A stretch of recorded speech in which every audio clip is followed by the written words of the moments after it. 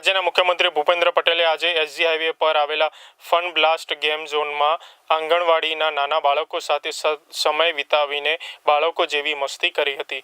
મુખ્યમંત્રીએ બાળકો સાથે ટોય ટ્રેનમાં રાઈડ લીધી, તેમની કવિતાઓ અને બાળગીતો સાંભળ્યા અને છેલ્લે રમકડા વહેંચીને બાળકોના ચહેરા પર હાસ્ય ખીલવ્યું હતું। આ કાર્યક્રમમાં સીએમ અધિકારીઓ સાથે હળવી મજાક કરતા પણ નજરે પડ્યા હતા, જેનાથી ફન બ્લાસ્ટમાં ખુશીનો માહોલ છવાઈ ગયો હતો।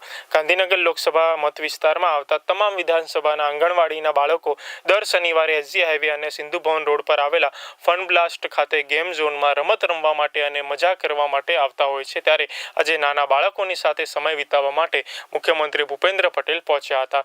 સીએમ બાળકો સાથે અનેક પ્રકારની એક્ટિવિટીઓમાં જોડાયા હતા।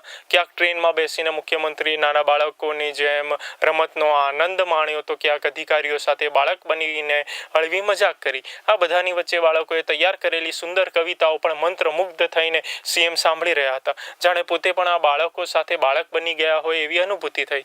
મુખ્યમંત્રી આંગણવાડીના બાળકોની સાથે બેઠા હતા અને બાળકો દ્વારા કવિતાઓ અને બાળગીત ગાવામાં આવી રહ્યા હતા, જે સાંભળીને તેઓ પણ ખુશ થઈ ગયા હતા।